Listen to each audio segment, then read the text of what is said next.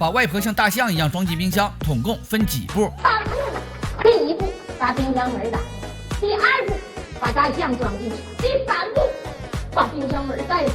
期间生怕外婆东西不够吃，还往里面放满了啤酒、饮料、矿泉水、花生、瓜子、火腿肠，而这一切都是为了每月按时领到外婆的低保。作为孙女的小雅，为啥这么孝顺呢？原来她开了一家艺术品修复公司，专门做艺术品修复，可博物馆只下任务不付钱，搞得她连花呗都还不起了。这天，小雅终于忍不住了，她来到画展，对着世界名画彭果兰的男孩就举起了焦油喷雾，绑架了这位身价上千万的二次元少年。等到媒体蜂拥而至，小雅说出了实情，博物馆拖欠她16万欧元2年了，迟迟不肯结算，家里没米没财都揭不开锅了，就连员工工资都是靠外婆的养老金来垫付。就在这时，外婆打来电话说自己身体不舒服，小雅只能放弃示威赶了回去。外婆年龄大了，感觉自己大限将至，她现在唯一担心的就是自己一旦驾鹤西去，拿不到养老金的小雅就得去领失业金。正当几人闲聊时，房间突然一黑，外婆断电了。小雅赶紧打急救电话，可那边正闹罢工呢，让这边再等等。快递可以等，外卖可以等，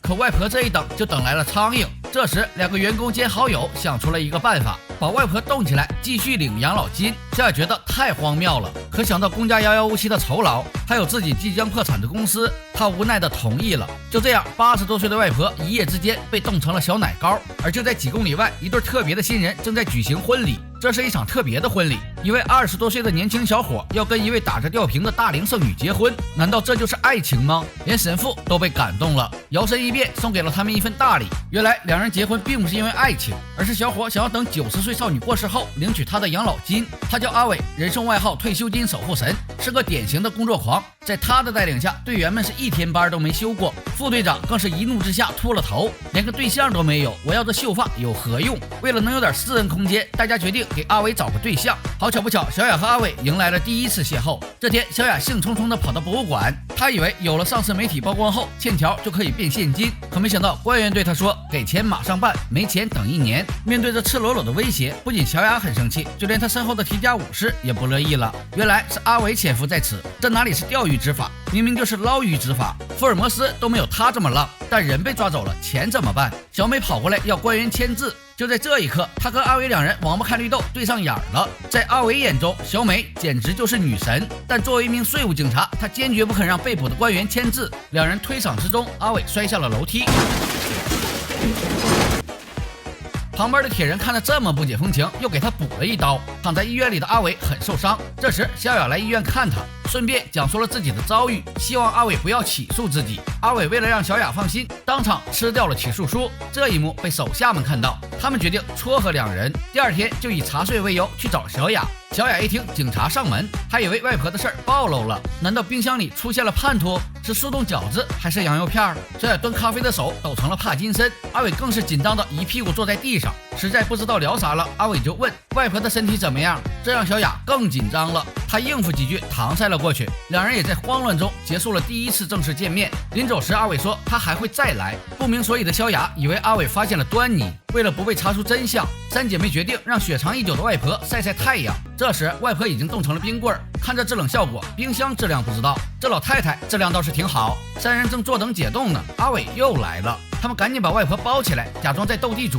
阿伟上前打招呼，被小雅直接推到了楼上。外婆正在算牌呢，你把人家思路都打乱了。阿伟一心只想谈恋爱，哪里知道小雅的心思？他支支吾吾地说请小雅吃饭，结果一抬头，小雅已经收拾好了。2人来到了大街上，阿伟果然是直男无疑，时刻不忘工作，张口闭口都是税务问题，买束花还要开张发票，结果和小贩打了起来，还误伤到了小雅，接着又跟狗大战了300回合，好不容易逃回了家，却又停电了。阿伟一看小伟家有这么大的一个冰箱，赶紧招呼他把里面的东西取出来，不能浪费，这可要了命了。小雅只好使出美人计，把阿伟拉到了床上。正要进入正题时，突然来电了，小雅算是得救了，但也发现阿伟的确是来追她，并不是来查外婆的。2人算是正式在一起了。阿伟也跟同事们请了长假，打算带着小雅出去旅游。同事们收到阿伟的请假短信，立马开香槟庆祝，终于不用再加班了。旅行结束后，小雅发现自己怀孕了，她准备跟阿伟结婚，但外婆的事情必须先解决。如果被阿伟发现，那肯定是先离婚再进监狱。毕竟阿伟的前妻就是因为骗取退休金被阿伟亲手送进了监狱。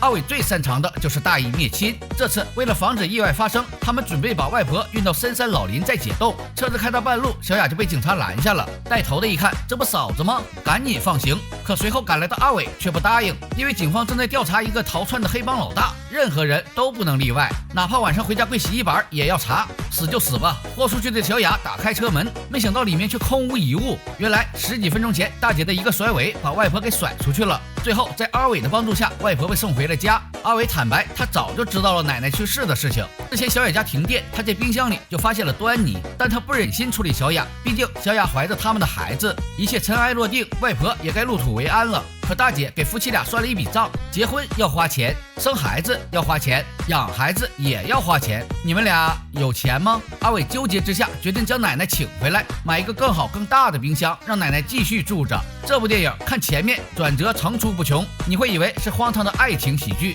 直到最后才恍然大悟，原来爱情落幕，现实登场，层层的谎言和浪漫底下隐藏的还是无比深刻的现实。